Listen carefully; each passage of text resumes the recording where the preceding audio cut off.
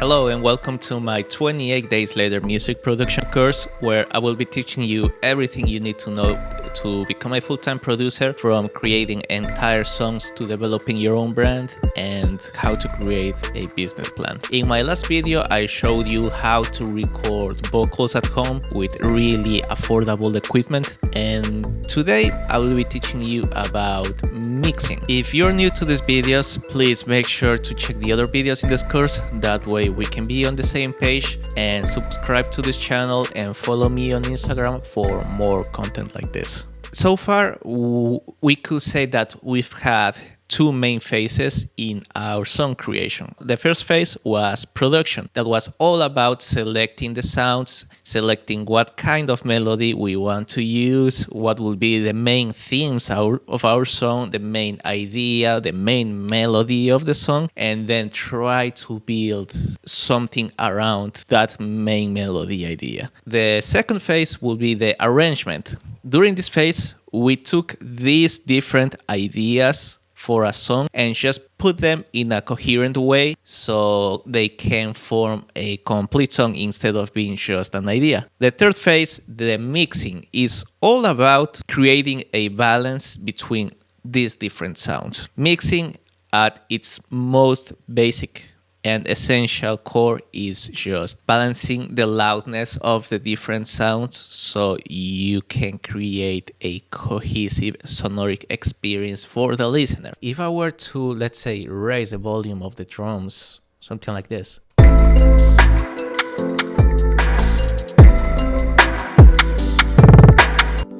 you see how the kick drowns completely everything else. Same thing will happen with any other element. Now you see the melody is way too loud and the drums are losing energy. I like to think about mixing as a three-phase process. We have the beginner process, the medium level, and then we have the advanced shit.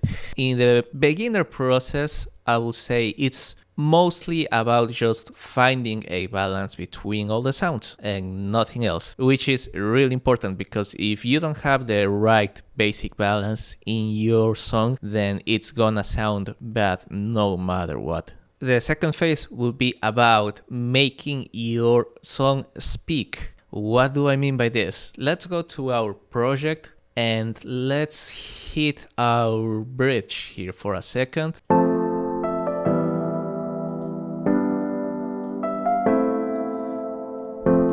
Okay, so here in the bridge I have this really nice piano melody.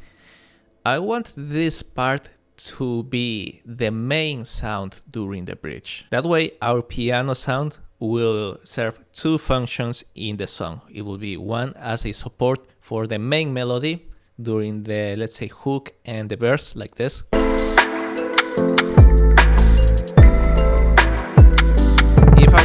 If I were to turn off the piano, listen now how it sounds.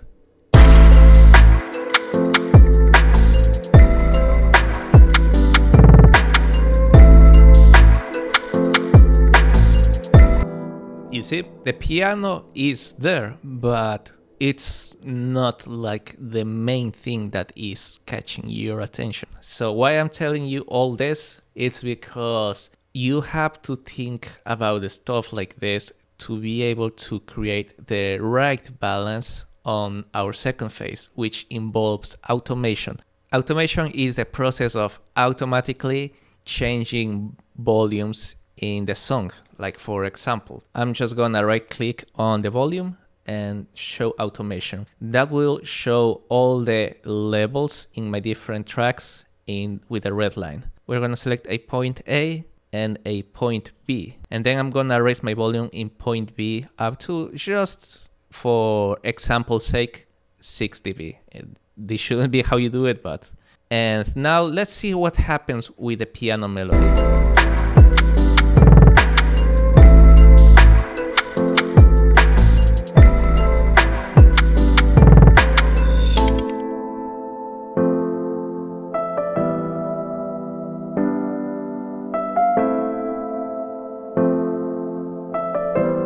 During the third phase, we have sound design. Just let me show you a really quick example of what I mean by sound design.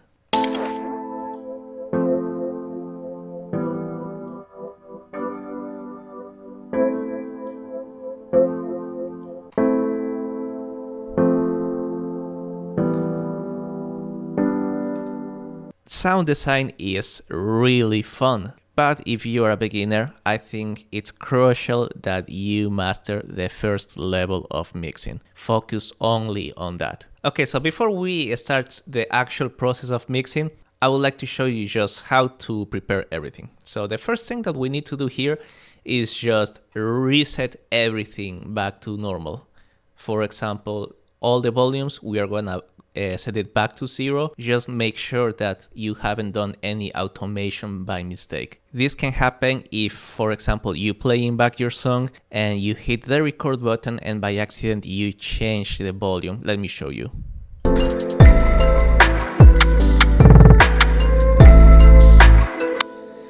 You see, if you change your volume while recording, then you're gonna record that automation of the volume.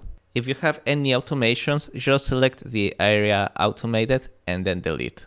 Also, when a parameter is automated, you're gonna see a small dot. So we're gonna right click and just delete automation. While we are on automation, I just want to let you know that you can automate pretty much anything. And next thing I wanna do is just make sure that the names on my tracks are adequate, because we're going to export each track individually. So for example, here I have drums and drums 2, which is okay, but we can do much better than this. These drums are actually the loop drums. We are using those during the hook. These other drums are gonna be drums verse. Same here for melody and melody 2. Like, that doesn't tell me much. But if we were to change this to melody main and this to melody piano, that's much clearer. Let's go back to our arrangement view for a second, and with our selector bar we are gonna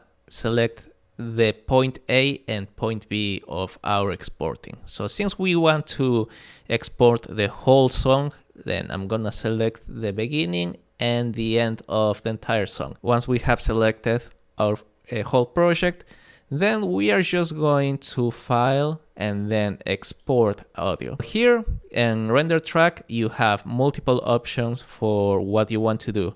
The main one will be exporting the master. When you export the master, you export the entire track as a single WAV file or MP3 file. Everything else, you can leave it pretty much on the default settings. We don't want to mess too much with this. And the render track, I'm gonna select all individual tracks. Once we have done that, you just hit export and it's gonna ask where we want to export these files. When the exporting is done, just make sure that you have all the files in your folder. Now I want to create a new project. So let's go to new live set. Now let's open our browser and I want to load my songs directly from the browser. I could drag them outside of Ableton into Ableton, but I find that it's much easier to just have everything inside Ableton. And let's go to our 28 days later stems folder, and I'm gonna start dragging this into the tracks. But before we do that, just make sure to set up the BPM of this new project the same as the project that we were working on. So